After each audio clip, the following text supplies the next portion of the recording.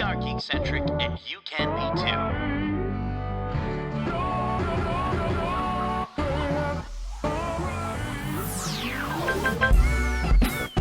Love ya.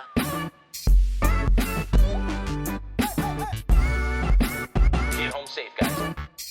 Peace.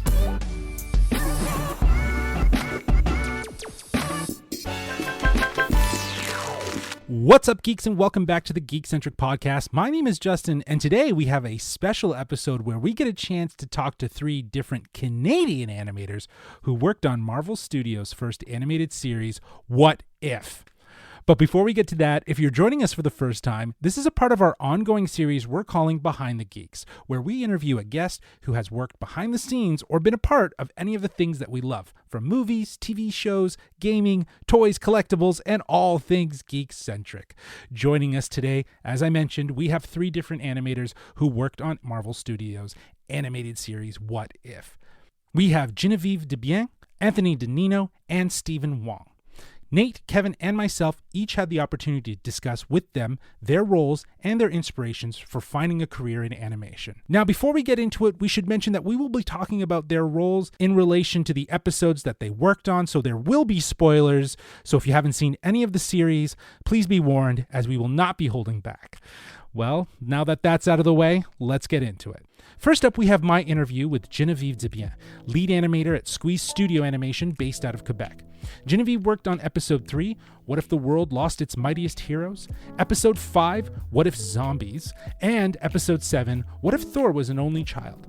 Genevieve shares some interesting insights that led to new techniques being learned while working on these episodes. Enjoy. Hello, Genevieve, and thank you for joining us on the podcast. I'm really excited to be able to chat with you and learn more about what you do and basically your role on Marvel's first animated series of What If. It's very exciting. How are you? I'm fine. Thank you. Thanks for having me. Awesome. Well, let's get right into it. So, for all of us who might not necessarily know the ins and outs of the various roles on animated productions, would you be able to let us know what exactly does an animation lead do? Well, we make sure the storyboard is correctly represented in our animation. Pose the characters so the action is correctly represented, and make sure the personality of the character are there, and that the action is going to be correct, considering what the clients want. Right, exactly. So, and obviously using the storyboard as your sort of North Star in terms of keeping that guide. That's fantastic. So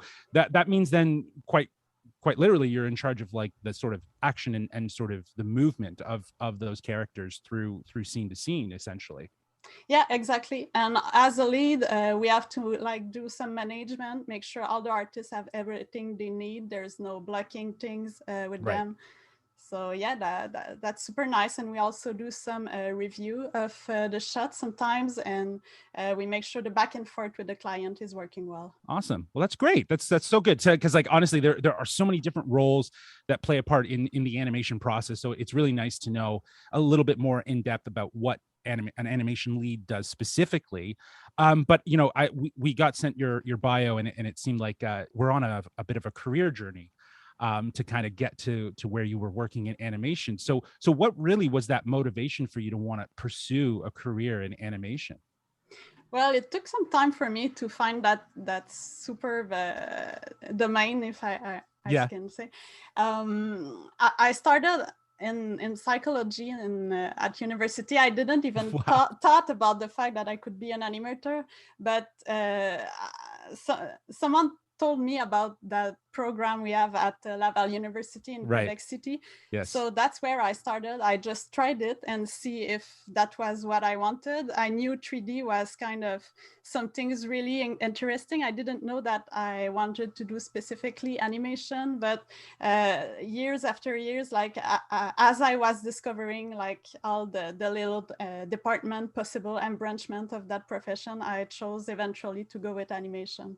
That's awesome. That's fantastic. Yeah, I feel the same way. I studied visual arts, and it was painting, drawing, illustrating, and photography, and I kind of navigated a path like that. But it's always interesting how our ambitions or what we think we might want to do don't necessarily translate, and we become in a more fulfilling role of what we love to do. So I love that. I love that. Let's talk specifically though about this series. Now, as I have it, you worked on episodes 3, 5, and 7 of What If.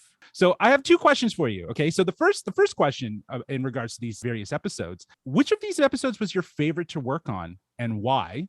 And then the other side of that question is, were there any challenges that you felt like that you had to overcome with any of these episodes? So let's start with which one was your favorite?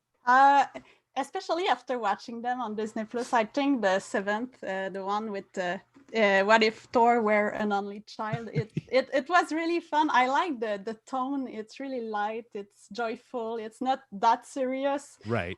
So yeah, I think that was my favorite one to watch. Right. And regarding the challenge, I'd say one of the thing that was kind of one of my biggest challenge or my biggest first challenge on the show was on the zombie episode. We had a shot, like a sequence of action where the cape is like taking wrists and ankles of some characters, and like clots in general are not easy to animate in animation. Like if you have some simulation, it's not that bad, but if you want to animate it, it's a challenge. Yeah. Yeah.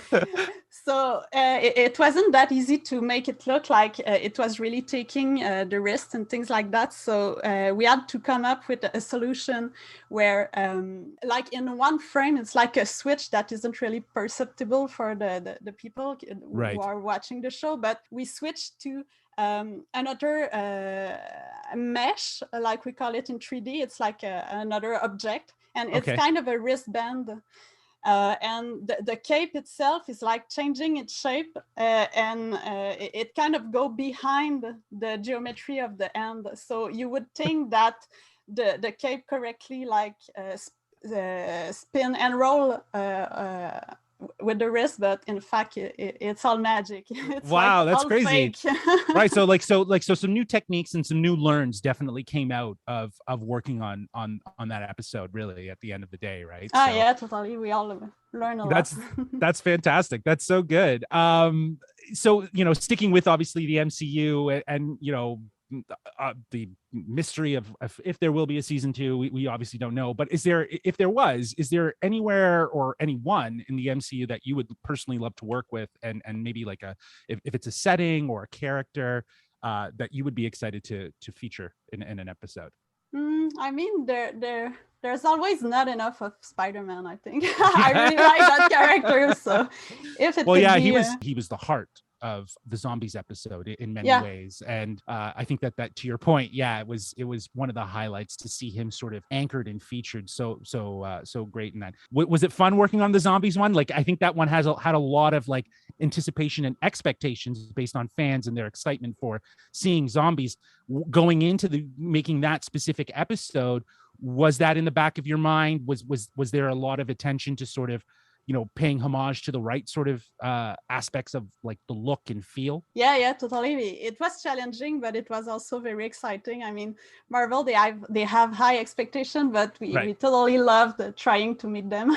Yeah, and yeah, it was nice because I mean, most of the zombies are like real characters, so yes. It's like, how would that character move if he was a zombie? It's something that is really interesting to work with.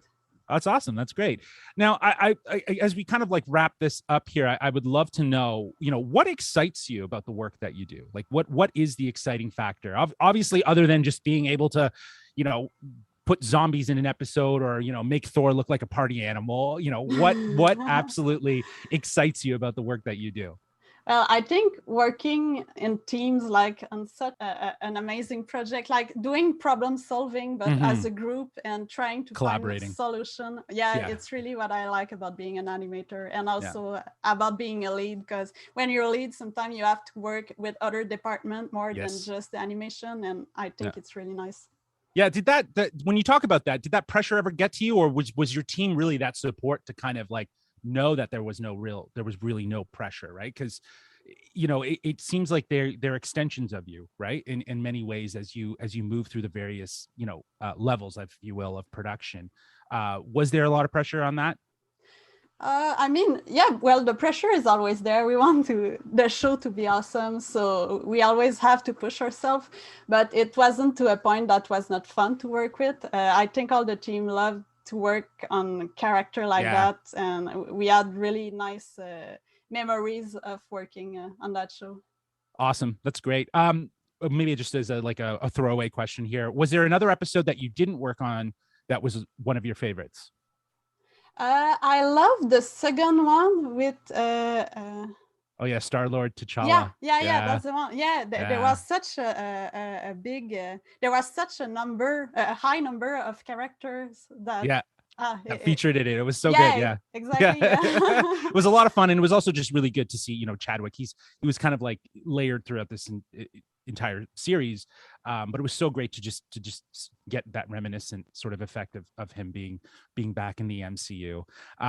Okay, as we wrap things up here, it's one of those things that we would love to know. I'm a creative person. You're a creative person, and I'm sure outside of the creative work that we do, there's things that we love to like watch or read or just just to kind of unwind and stay inspired. So I would love to know, are you watching anything? Are you reading anything? What keeps you inspired and keeps you motivated and, kind of keeps your skills sharp, if you will? I would say I don't, it's not, it's not movies and it's not books, but I really love video games, and I like the narrative aspect of them. I like seeing how they tell a story and everything. So yeah, I'd say. Would you ever want to work on a video game maybe in the future? Yeah, I think that would be nice. Yeah, but I always played more video games than I've watched movies. That's always something that I would prefer to do. So I think I would be really happy one day to work on that. Yeah. So I guess it's safe to say then that gaming kind of maybe directly or indirectly has sort of motivated or inspired you to kind of pursue the career in animation, because obviously there's a lot of parallels between gaming animation and animation in general, right? Yeah, and totally. And animation is such a wide there's so much possibility you can do while just animating. So at Squeeze, we already worked on a couple of cinematic for games also. So I've did that a little also. So we recently, we worked on a Psychonaut 2 recently. So cool. That was super fun to do. Yeah.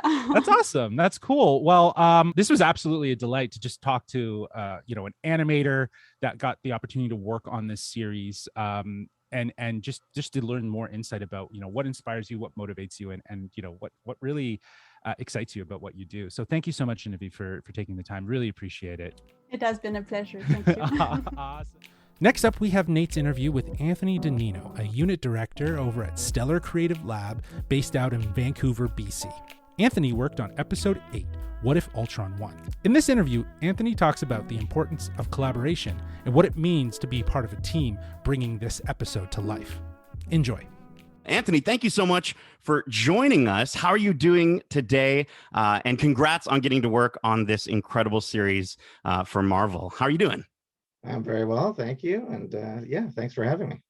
Oh, man. Cool, man. Well, listen, we're stoked to learn a little bit more about what you do and your role on Marvel's first animated series with Disney Plus. So why don't we start there? For all of us who might not know the ins and outs of all the different roles, on an animated production, how would you be able to describe what you do for Marvel's What If? As the unit director at Stellar, it's a large role, but in a nutshell, kind of the big, one of the big things that I need to do is kind of plug into the team at Marvel and kind of really understand kind of what they're going for with the episode, and kind of really understand, Brian and the team over there and the writers and the directors really understand their intent and kind of really get plugged into that. And then it's about really shepherding that vision within our team so that we're kind of all on the same page. And then within our animation studio, it's about supervising the team and kind of, coming up with ways that we're actually going to accomplish these kind of bananas ideas that, the Marvel team has come up with. So I'm sure those ideas were very much bananas. I know we really enjoyed the series on our end. And, I think, as a follow-up question, I would love to know, that's how you describe your role. How would your parents describe your role of what? I think they think I draw. I don't really draw that much. No, I just I don't know actually. That's a good question. I'd have to ask them. But it's kind of there's a kind of a barrier. When you talk about animation, it's maybe not as well understood as other kind of filmmaking. But Yeah, I mean, I stream on Twitch, and my parents think that I make video games for a living. So I think yeah, I kind of get where you're coming from. absolutely. Yeah, and so I wanted to kind of go from there. What was your inspiration for pursuing a career in animation? Yeah, it's a really good question. I mean, it's I can't ever really. I was always a fan of animation growing up. I can't say that I always wanted to be in animation, but I did know I wanted to be in kind of filmmaking of some kind. And I always kind of, whether it was in high school or through college or art school, I kind of gravitated towards animation without really having studied it. Making stop motion films and that kind of thing. And I realized kind of what that was it was a kind of filmmaking that kind of suited my personality. I could do it kind of by myself. I could build my own set and like build a character and kind of do that. So once I kind of realized what I'd already been doing, I kind of moved out to Vancouver and I went to animation school and yeah, it was off to the races from there. History, as they say. Awesome. Very cool. Well, thank you. I want to know, what were the episodes that you worked on specifically? So I worked on What If Ultron won. We worked on that episode. That's probably my favorite one. I'm not going to lie. Awesome. That's great. Incredible moments in that episode that just like I couldn't stop smiling the entire time. So kudos to you on that one. So out of all the episodes, though, and this might be a little bit of a tricky one. I know it's kind of like choosing your favorite kid. What was your favorite one that you enjoyed? Was it the one you worked on, or maybe another one? It's a good question. I do like the one we worked on. I thought we were really lucky to work on that episode. I think it was a standout. What If Ultron won? Really happy with the section that we did as well in there. Beyond that, it's hard not to like the Doctor Strange episodes. Yeah, I think that's really good. And the work Flying Bark did on that is incredible. I thought it was beautiful stuff, especially when it really gets cooking at the end, the final battle. Oh my gosh. With the cape flying around and everything, fighting its own battles. And that was so good. Now, as this series kind of points out, there is a vast multiverse of possibilities out there. If you could dive into the multiverse and work on any character or setting from the MCU or Marvel Comics in general, is there any single one that you'd really love to take part in bringing to life? Well, I mean, growing up, Spider-Man was always my favorite character. I would love to do a Spider-Man episode. Yeah. He's always got the best group of villains, I think, so I think it'd be kind of interesting to kind of delve into that world a little bit more, but I don't know how, we'll see how it kind of pans out. I don't know what they're going to be doing with those characters. Yeah. Well, I mean, I'm hoping that we get to see more What If for sure. And I hope to get to see more of your work on What If as well. And so I kind of wanted to ask in terms of animation studios, because I'm a little bit more familiar with like the video game side of things. I know for a lot of studios, it can get pretty intense in terms of work schedules.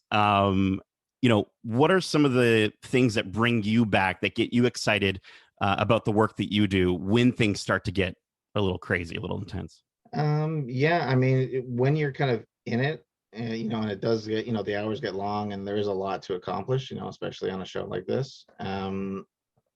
It's hard to find a better group of people to work with, than we have. And just, I think it's pretty typical of the industry in general, is the people are always great.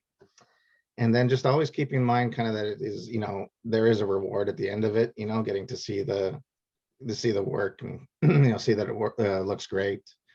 It kind of all goes away once you see it, kind of all the hours and everything. It kind of, melts in the back of at least my mind anyway. No, for sure. I think you get to that space where you're near that finished product and you start to see it like really coming together. It doesn't just feel like ideas anymore. It's really, that's awesome. Very cool.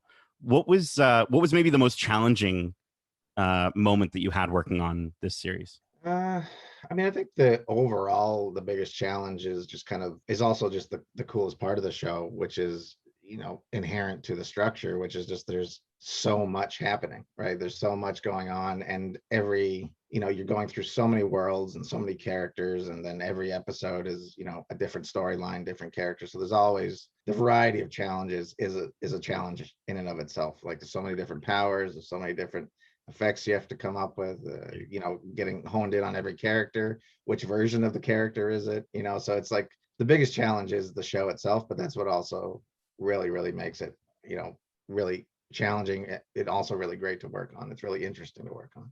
Very cool. I could imagine having to deal with all the different movements of the different characters, or sort of and focusing on the ways that they move. How easy was it to sort of emulate that? And how much did you pull from inspiration from MCU, like the movies, or did you pull from more comic book influences for the animation? I mean, the movies are an obvious huge touchstone. It is those characters. It is that world, it's variations of them, but it is part of the MCU, and these are the same characters. So the movies, we're always starting from a point in the movie and then we're branching off. Mm-hmm. So the movies are really kind of what we're going off of, and then we're working, in an animated world. So we get to kind of exaggerate, a little bit more than you can in live action, although the live action has gotten pretty great too, in terms of how wild things have gone. But yeah, the movies are the big kind of guiding light for the show, for sure. Totally. I mean, I hear what you say in terms of the movies being a little bit more you can do more in animation, I think, at least right now, but the movies are catching up. We were talking on our review for the finale about the idea of tentacles coming out of Doctor Strange, what that would really be like to see coming out of Benedict Cumberbatch. Would that really work properly? So getting it to see it this way, almost as getting to see if it works first visually, and then maybe eventually seeing that in live action would be pretty cool. Yeah, absolutely. Cool, man. I'm seeing the poster for Tokyo Drifter behind you. I wanted to ask about some inspirations for you. What inspires the work that you do? Are there any pieces of film? I know you mentioned that you weren't initially getting into animation, but were there is there anything that sort of you always think back to whenever you're looking to achieve your best work? I mean, it's so varied, right? I mean, if we keep it within animation, kind of one of the main things that really kind of blew my mind when I was growing up was when I saw Akira. That kind of changed everything for me. At a certain point, it went from something that I was watching, animation was something you watch Saturday morning, to kind of something else. For sure. Yeah. So I always point to that within animation as kind of a pretty big deal for me. Yeah, man. Very cool. Okay, lastly, on our podcast, we like to discuss whatcha, which is where we just talk about what we've been watching, what we've been binging, what we've been reading, or what we've been gaming on lately. Okay. I want to know from Anthony Danino, what have you been watching lately? Well, I am, along with everyone else, I am starting the Squid Game. I'm just getting into that. Yeah. Yeah, loving that so far. Just watched Midnight Mass. I enjoyed that. Nice. Yeah, those are the kind of main ones. And then the here in Vancouver, the film festival is happening now, so I've been kind of delving into that. It's been taking up most of my attention right now. Very cool. Anything you want to recommend for our listeners that they have to check out right now? Because everyone's already watching Squid Game, dude. Yeah, I know everyone's got the good, the popular ones already. I don't know. I did just watch Demon Slayer, the show. Oh, sick! I've been told that that's a good one. Yeah, I would recommend that. I really enjoyed that. Yeah, I had a really great time with that. I just got up with it recently, so I know that it's old news to a lot of people, but for sure. Well, I think I think it's interesting, especially after Star Wars Visions came out. I think a lot of people are starting to get more into anime. Yeah, that's great to hear. Well, Anthony, thank you so much for joining us. I can't wait to see what you work on next. And you have yourself a great rest of your evening. All right, thanks a lot, Nate. Thank you. Finally, we have Kev's interview with Stephen Wong, a background artist also from Stellar Creative Labs in Vancouver, BC. Stephen also worked on Episode 8, What If Ultron Won? And in this interview, he shares one of his favorite backgrounds he designed for the episode among the many that he took part in. Enjoy. Stephen, thank you so much for joining us. We're absolutely thrilled to have you. How are you today? Good. Thank you for having me today. I'm really excited. We're just really excited to talk to somebody who worked on a show that we've absolutely loved. And we're just dying to know a bit more about what you do and how you've contributed to such a fantastic show. So for those of us who might not know the specific details of the various roles that go into developing an animated production, what exactly is the role of a background artist? So as a background artist, we are mainly first drawing 2D layouts where we kind of define the perspective, action, sizes of objects in each shot. And then we also paint in these roughs and try to push the cinematic lighting in the shots.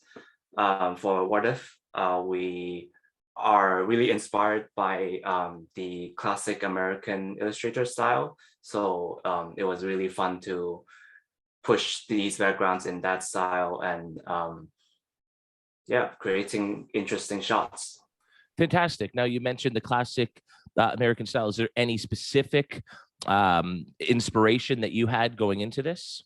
One of the big ones is J.C. Leyendecker, where the show is basically kind of a huge homage to his illustrator style, where there's interesting shapes within even like a flat plain wall, and we're trying to create a background that is really interesting, but at the same time not kind of stand out too much from the characters.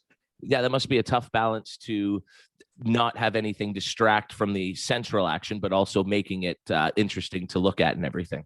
Yeah. Now, looking at your portfolio on ArtStation, a lot of your work are these incredible landscapes of fantastical and sci-fi worlds.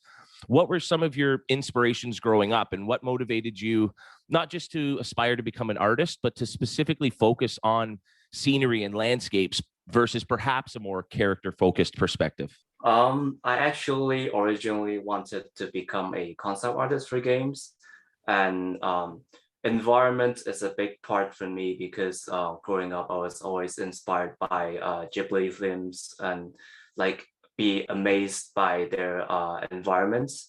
And through building a portfolio that is aiming to become an environment concept artist, I was able to transition in the animation studio, and I'm really grateful. Oh, that's amazing, especially because this episode features so many unique and different environments as we're going on this journey with not just the Ultron character, but then in the big fight sequence in our climax there. We visit an array of familiar Marvel locales, including Asgard, the Sovereign, Ego, Sakaar, Xandar, and even a KGB warehouse that Clint says reminds him of Raiders of the Lost Ark. Which of these locations or environments did you work on, and did you have a favorite? I worked on a pretty large amount of them. One of my favorites is actually the Xandar shot where the drones are descending from the sky. This is one of my first environments that I did for the show, and I think it really stuck with me. Yeah, it was amazing. There's so many breathtaking shots in this episode. Now I'm going to get a bit sneaky here because there were also a few locations that we haven't seen in the MCU, but some fans have said reminded them of familiar locations from another popular Disney universe. Those locations would be Mustafar and Felucia from the Star Wars galaxy. Would you be able to confirm that we might have seen these places in the show? Unfortunately, I'm not able to confirm because I didn't work on those backgrounds. Okay, fair enough. I respect the answer there. Were you a fan of Marvel growing up? And have you been a fan of the MCU over the last 12 years? Yeah, I've absolutely been a fan. I watch every single Marvel movies that came out.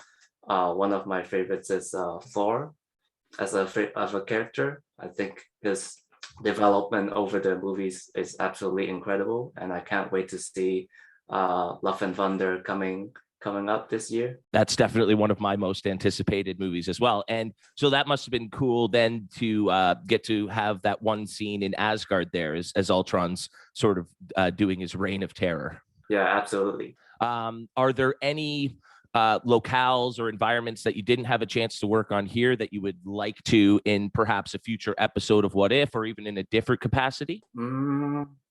Nothing really comes up to mind for now, but just overall, I would like to do some huge wide environment opening shots. one of the shots that I work on is the opening shot where Black Widow's bike goes into like a ruined city. That was really fun, and I would like to do more of those if I have the chance. That was a beautiful shot, even as much as it was a devastating shot as well when you see that destruction, but it was so fantastic. Are there any other properties that you're a fan of or were inspired by that you would like to work on to create environments for? One of the big inspirations for me is actually League of Legends. It's not a movie per se, but growing up when it came out, it was a really big influence for me in terms of my artistic career, and it will be really cool to work on something for them. Absolutely. And you mentioned that your initial sort of target goal was to get into video games, and so that's obviously a motivator for you moving forward. Yes, absolutely. Fantastic. It was just fantastic to sort of get to know how you contributed to such a wonderful project. I have to say episode 8 was my absolute favorite of the show, and considering how much we enjoyed the entire show, that says a lot. And I really do think that your work in bringing these environments to life really contributed a lot to that. So thank you for that. Thank you. I'm a bit biased, but that episode is one of my favorites as well. I don't blame you at all. Thank you very much for giving us the time to learn a little bit more about what you do. No, thank you. Well, that does it for us. A huge thanks to the Disney Canada PR team for helping set up these interviews and giving us access to do so. We're humbled to be asked to take part in this and to chat with animators who worked on this amazing series. It means a lot, so thanks so much. We hope you enjoyed this week's episode, and if you did, make sure to subscribe to us wherever you listen to podcasts if you haven't already. And if you want to write into the show and let us know your thoughts, you can reach us at wearegeekcentric@gmail.com, or you can reach out on Twitter at geekcentricyt or on Instagram at wearegeekcentric. Keep in mind, we have a ton of other episodes covering other content for you to enjoy, including our recently wrapped Watch Club for Marvel Studios' What If, with our spoiler-filled breakdown for the finale live now, along with all the past episodes available so you can watch and listen and hear our thoughts. Plus, we were joined by our regular guest and Marvel comic expert, Darcy Hudson, and we also had our friend Megan Clara on for our Episode 6 review, so give those a listen if you haven't already. Also, if you want to hear some more interviews, well, we have some other ones for you to enjoy. We have our interview with Monroe Chambers, actor on the video game Watchdog Legion. We also have my interview with my friend Andy Horowitz, a Hollywood producer, sharing his insights on the industry. And we have Nate's interview with Mishna Wolf, writer of Werewolves Within, which, because it's the spooky month, you should 100% check that film out, Werewolves Within, available on Netflix right now. So kind of a perfect storm of everything coming together here. So I'll put the links in the show notes for all of the episodes that I just referenced. And you know what? If all of that is just old for you, well, we got new stuff around the corner. Thanks again to our guests, Genevieve Debien, Anthony DeNino, and Stephen Wong for joining us. We appreciate you. And until next time, peace.